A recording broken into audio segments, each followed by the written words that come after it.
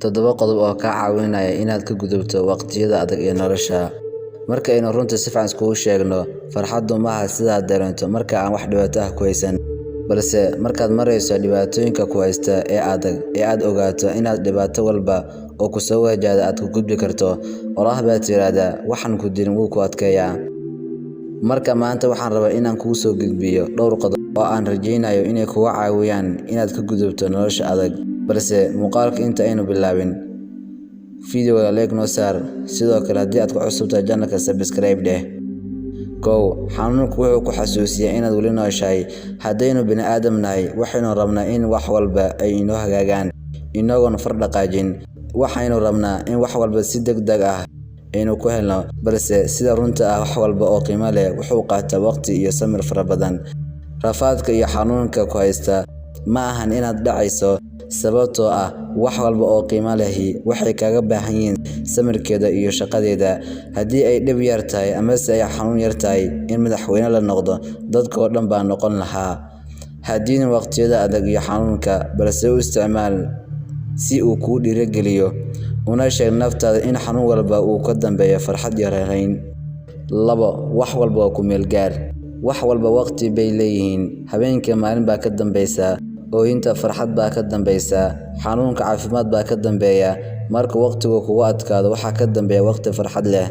Haddii aad faraxsan tahay, iminka ka sii dhereg, waayo wax walba way isbedeli doonaan. Sidoo kale haddii aad murugaysan tahay, iska dulqaado, waayo wax walba waad ka bixi doontaa. Walwalka iyo cabashadu waxba ma kugu soo kordhiyaan. Runta sheeg, qof walwal iyo cabasho badan saaxiib ma la noqon lahayd? Aniga xaggayga waa maya, waayo walwalka iyo cabashadu waqtiga aad kaga fikiri lahayd sidaad u gaari lahayd meesha aad rabto ayuunbay kaa qaadaan, ama se aad ku maarayn lahayd hawlku hortaalla. Ha walwalin, hana ka cabsan, wax walba Ilaahay ugu mahadnaq. Dhibaato walba oo ku haysata, waayo dadka aan dhibaato haysani waa kuwa aan jirin ama se aan dhalanba. Rafaad la'aan hore socod ma leh.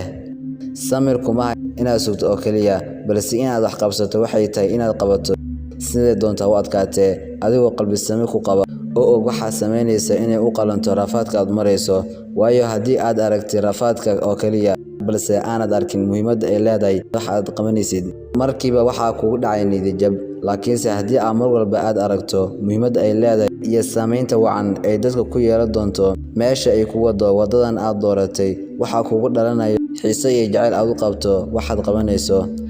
Dadka kale iyo xumaantooda dheg ha u dhigin. Wax walba aad samaynayso sida uu doon ha u fiicnaado, mar walba waxaa jira qof ku niyad jabiya. Qofkaasi ma oga inuu ku niyad jabinayo, sababtoo ah waxa uu fikirkiisu ku salaysan yahay oo dhan ayaa ah negative. Dheg ha u dhigin dadka had iyo jeer negative-ka ah. Wax wanaagsan naftaada u sheeg. U qosol marka uu qof rabo inuu ka careysiiyo ama se uu kugula taliyo inaad dhanka xun wax ka eegto. Wixii dhacaya waa uu dhacayaa, cidna ma joojin karto. Lawxul maxfuudka ayuu Ilaahay ku qoray waxa kugu dhacaya. Inkastoo aynu ballan samaysanay, Ilaahayna ballan buu kuu sameeyey. Dabadeedna markay noqoto wadada aad adigu doonayso iyo tuu Ilaahay kula doonayo ayuu ku marin. Innaga waxa kaliya aynu qaban karno waxa waaye waxa inala tahay samayna, balse markay ku dhici weydo sidaynu u rabno, marnaba ha ka xanaaqin, hana ka calool xumaan, waayo wax ka fiican buu Ilaahay kula doonayaa. Wadada kaliya waa hore u socod. Marnaba ha ka baqin inaad wax jeclaato, inaad hamigaaga kor u qaado. Marnaba ha u ogolaan qalbigaaga inuu bilaa naxariis ka dhigo waqtiyada adag. Xasuusnaa waxa bini'aadam ka dhigay waa naxariis aad u qabto walaalahaaga kale ee kugula nool dunidan. Haddii waayo kaa kaxeen qof aad jeceshay, qof kale oo sidoo kale aad jeclaan doonto, adigana uu kuu jeclaan doono sida aad rabto inuu kuu jeclaado ayaa jira. Dayday qofkaas intaad ku mashquulsan tahay qof aadan ka lahayn. Ka shaqeey naftaada, caafimaadkaaga, farxadaada. Dadkan u fiicnaaw si ay kugu fiicnaadaan. Xasuusnaaw si walba oo aad dhiban tahay, mar walba waxaa jira dadkaasi daran.